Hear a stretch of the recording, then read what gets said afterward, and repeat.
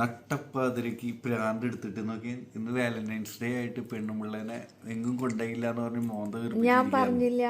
എന്നിട്ട് നട്ടപ്പാതിരക്ക് 12 മണി ആവാറായി. ഇപ്പൊ അതേ സിനിമയ്ക്ക് ബുക്ക് ചെയ്ത് സിനിമയ്ക്ക് പോകാട്ടോ.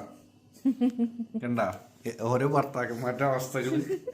അങ്ങനെ ഞങ്ങൾ ഇറങ്ങാൻ നിൽക്കാട്ടോ. കുഞ്ഞാണെന്നുണ്ടെങ്കിൽ നല്ല ഉറക്കമാണ്. ജോക്കൂട്ട് ഉറങ്ങിയിട്ടുണ്ടായിരുന്നില്ല. സിനിമ കാണാനുള്ള ഇൻട്രസ്റ്റ് കൊണ്ട് ഉറങ്ങിയിട്ടുണ്ടായിരുന്നില്ല. അങ്ങനെ ഞങ്ങൾ ഇറങ്ങി ഒന്ന് ഉറക്കത്തിൻ്റെ ക്ഷീണമൊക്കെ മാറ്റാമെന്ന് വിചാരിച്ചിട്ട് ഞങ്ങൾ ചായയൊക്കെ കുടിക്കാമെന്ന് വിചാരിച്ചു.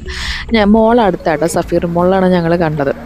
ഇപ്പോൾ ത്രില്ലർ മൂവീസൊക്കെ കാണാൻ ഇഷ്ടമുള്ള ആൾക്കാരാണെന്നുണ്ടെങ്കിൽ ആ മൂവി ദാവീദ് പക്കയായിട്ട് ഇഷ്ടമായിരിക്കും. ഞങ്ങൾ ബ്രോമാൻസ് കാണാമെന്ന് വിചാരിച്ച, പിന്നെ അധികം വലിയ താല്പര്യം, അതായത് സിനിമയ്ക്ക് വലിയ റാങ്കിങ് ഒന്നും ഇല്ലാത്ത കാരണം ഞങ്ങൾ നേരെ പോയത് ദാവീദ് കാണാനായിട്ടാണ്.